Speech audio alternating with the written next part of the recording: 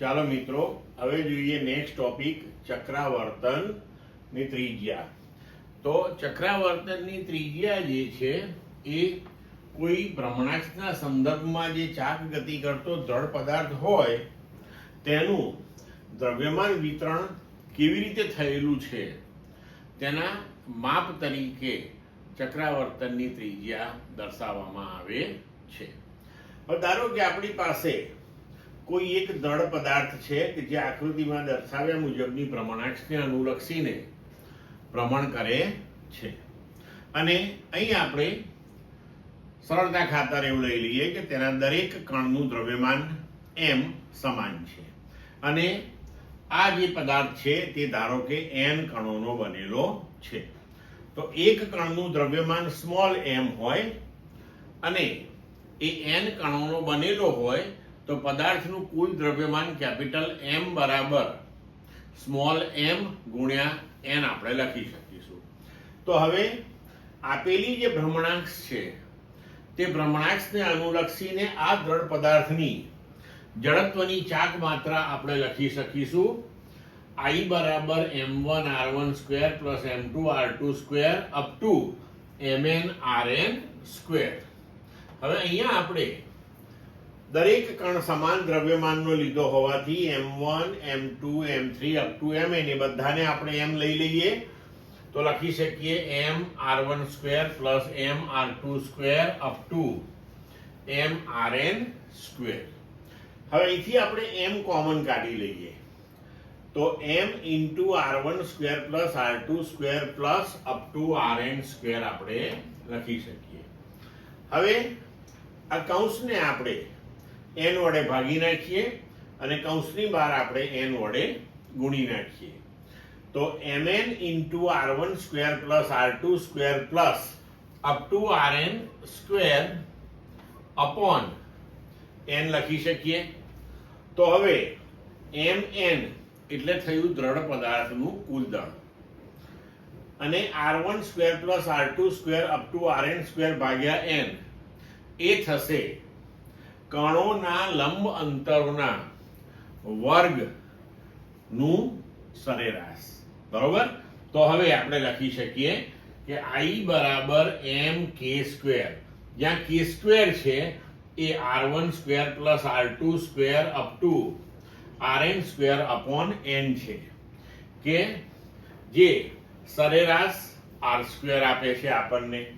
હવે k square એ આપેલ ભ્રમણાક્ષથી પદાર્થના કણોના અંતરો જે છે તેના વર્ગોનું સરેરાશ છે. જો તેનું વર્ગમૂળ આપણે લઈએ તો આપણને k મળે. તો k જે છે એને ચક્રાવર્તનની ત્રિજ્યા કહેવામાં આવે છે. એટલે કે બીજા શબ્દોમાં આપણે એવું કહી શકીએ કે કણોના પરિભ્રમણાક્ષથી અંતરોના વર્ગોના સરેરાશના વર્ગમૂળને ચક્રાવર્તન ત્રિજ્યા કહેવામાં આવે છે. અને ચક્રાવર્તન ત્રિજ્યા તેનો એકમ જે છે એ લંબાઈનો જ એકમ છે, એટલે મીટર થશે, અને તેનું પારિમાણિક સૂત્ર થશે L1. હવે જો અહીંયા આનું થોડુંક ભૌતિક અર્થઘટન તમે સમજવાનો પ્રયત્ન કરો કે એમ આપણે પહેલી લીટીમાં કહ્યું અહીંયા આગળ કે ભ્રમણાક્ષના સંદર્ભમાં ચાક ગતિ કરતા દ્રઢ પદાર્થનું દ્રવ્યમાન કેવી રીતે વિતરણ થયેલ છે તેના માપ તરીકે આપણે આને લઈએ છીએ. બરોબર.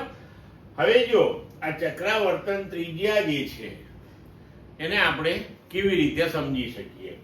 ધારો કે આ આપણો દ્રઢ પદાર્થ છે આખો, બરોબર છે, અને આ દ્રઢ પદાર્થની કોઈક આપણી પાસે જડત્વની ચાક માત્રા છે.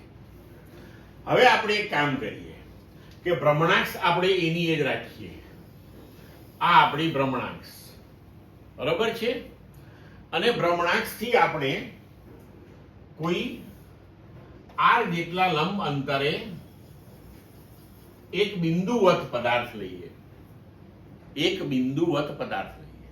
હવે આ જે બિંદુવત પદાર્થ લીધો છે આપણે તેનું દ્રવ્યમાન ધારો કે કેપિટલ M છે. એટલે કે આ બિંદુવત પદાર્થનું દ્રવ્યમાન એ આપણા દ્રઢ પદાર્થના દ્રવ્યમાન જેટલું જ છે. અને હવે જો આપણે આ બિંદુવત પદાર્થની જડત્વની ચાક માત્રા લખીએ તો કેટલી લખી શકાય? તો લખાય કે I ડેશ બરાબર capital M into R square. બરોબર. હવે જો આ બિંદુવત પદાર્થની જડત્વની ચાક માત્રા એ આ દ્રઢ પદાર્થની જડત્વની ચાક માત્રા જેટલી જ મળે આપણને, તો આપણે કહી શકીએ કે આ જે લંબ અંતર R છે તે ચક્રાવર્તનની ત્રિજ્યા થઈ કહેવાય. બરોબર. એટલે કોઈ પણ પદાર્થની જડત્વની ચાક માત્રા તમે I બરાબર mk સ્ક્વેર તો લખી જ શકો કે જ્યાં k જે છે એની ચક્રાવર્તનની ત્રિજ્યા થઈ.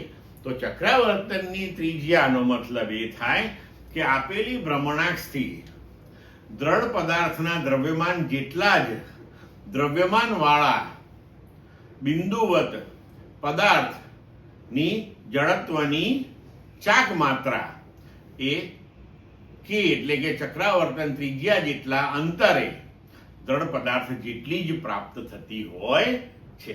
તો આવી રીતે આપણે એ દ્રવ્યમાન નું વિતરણ કેવી રીતે થયેલું હશે અથવા તો એ દ્રવ્યમાન ક્યાં કેન્દ્રિત થયેલું હશે તેની માહિતી મેળવી શકીએ છીએ. ક્લિયર મિત્રો?